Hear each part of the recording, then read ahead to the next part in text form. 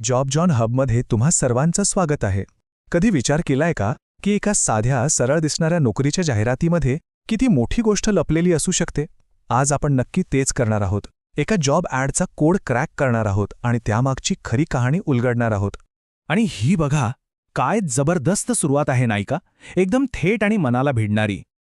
कोणत्याही गोष्टीचं मूळ हे का या प्रश्नात दडलेलं असतं. आणि ही एकच ओळ आपल्याला त्या कामाच्या मूळ उद्देशाकडे, त्या ध्येयाकडे खेचून नेते. पण थांबा, हे इतकं सोपं आहे का? एवढा मोठं ध्येय गाठण्यासाठी नक्की कोणत्या गोष्टींची गरज आहे? चला, आता आपण याच प्रश्नाचं उत्तर शोधणार आहोत, तेही याच जाहिरातीमध्ये दडलेल्या संकेतांमधून. तर आपलं पहिलं काम आहे या मिशनचं मूळ समजून घेणं. रॉकेट लर्निंगने जे ध्येय आपल्यासमोर ठेवलंय ते फक्त एक काम नाहीये, हे एक कॉल टू ॲक्शन आहे, एक आवाहन आहे. म्हणजे बघा, इथे मुद्दा फक्त जागा भरण्याचा नाहीये. हे वाक्य स्पष्ट करतं की कंपनीला फक्त एक कर्मचारी नकोय. त्यांना अशी व्यक्ती हवी आहे जिच्यामध्ये शिक्षणाबद्दल एक आग आहे, एक पॅशन आहे, जी या बदलाचा एक महत्त्वाचा भाग बनू इच्छिते. ओके, मिशन तर कळालं, पण या मिशनसाठी लागणारे योग्य उमेदवार कसा असेल? चला, आता आपण त्याचं एक प्रोफाईल तयार करूया. तेही जाहिरातीत दिलेल्या माहितीवरूनच, जणू काही आपण एका खास एजंटची निवड करतोय. तर ही आहे आपल्या समोरची फाईल. यात काय काय आहे? जिल्हा समन्वयक टेक सॅव्ही, छत्रपती संभाजीनगर, किमान 1 वर्षाचा अनुभव आणि 80% प्रवास. इंटरेस्टिंग. हा आपला सगळा कच्चा डेटा आहे. चला, याला डिकोड करूया. सगळ्यात आधी हा आकडा बघा. 1. किमान 1 वर्षाचा अनुभव. हा एक छोटासा आकडा खूप काही सांगून जातो. याचा सरळ सरळ अर्थ आहे, ही नोकरी फ्रेशर्ससाठी नाहीये. त्यांना कोणीतरी अनुभवी हवंय, जे पहिल्या दिवसापासून कामाची जबाबदारी उचलू शकेल. आणि आता हा आकडा बघा, 80%. जरा विचार करा, ही काही टिपिकल 9 to 5 डेस्क जॉब नाहीये. हे म्हणजे पूर्णपणे वेगळं जग आहे, एक वेगळी जीवनशैली आहे. पण 80% प्रवासाचा अर्थ नेमका काय? सोप्या भाषेत सांगायचं तर, आठवड्यातले 5 दिवस काम असेल तर त्यातले 4 दिवस बॅग भरून फिरायचं. म्हणजे घर फक्त नावापुरतं. या कामासाठी जी एनर्जी आणि डेडिकेशन लागेल ना, ते खरंच नेक्स्ट लेवल आहे.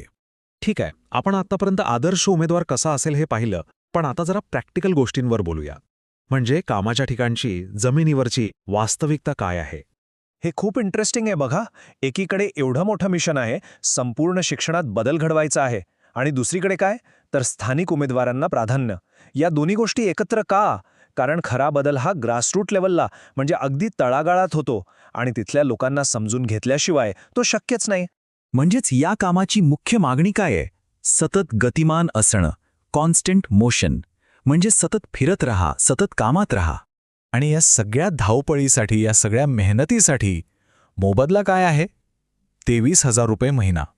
आता जेव्हा आपण हा आकडा त्या 80% प्रवासाच्या आणि कामाच्या प्रेशरच्या बाजूला ठेवतो, तेव्हा सगळं चित्र एकदम क्लिअर होतं. ओके, आपल्याकडे आता सगळे पुरावे, सगळे संकेत जमा झाले आहेत.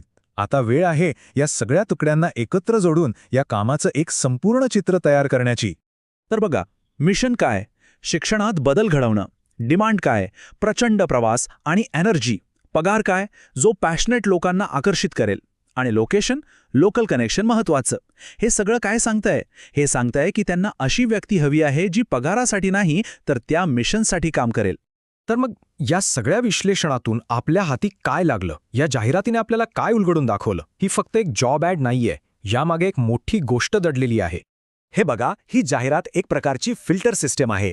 ती प्रभावीपणे अशाच उमेदवारांना आकर्षित करते ज्यांची मुख्य प्रेरणा पैसा नाही, तर ते ध्येय आहे. हा फक्त एका कर्मचाऱ्यांचा शोध नाहीये, हा एका अशा समर्पित व्यक्तीचा शोध आहे जी आरामापेक्षा आपल्या ध्येयाला जास्त महत्त्व देण्यास तयार आहे. तर पुढच्या वेळी जेव्हा आपल्यासमोर अशी एखादी जाहिरात येईल, तेव्हा फक्त वरवरचे शब्द वाचू नका. त्यामागे दडलेली कहाणी शोधण्याचा प्रयत्न करा की ती नक्की कोणती गोष्ट सांगतीये. जॉब जॉन हब बघितल्याबद्दल धन्यवाद.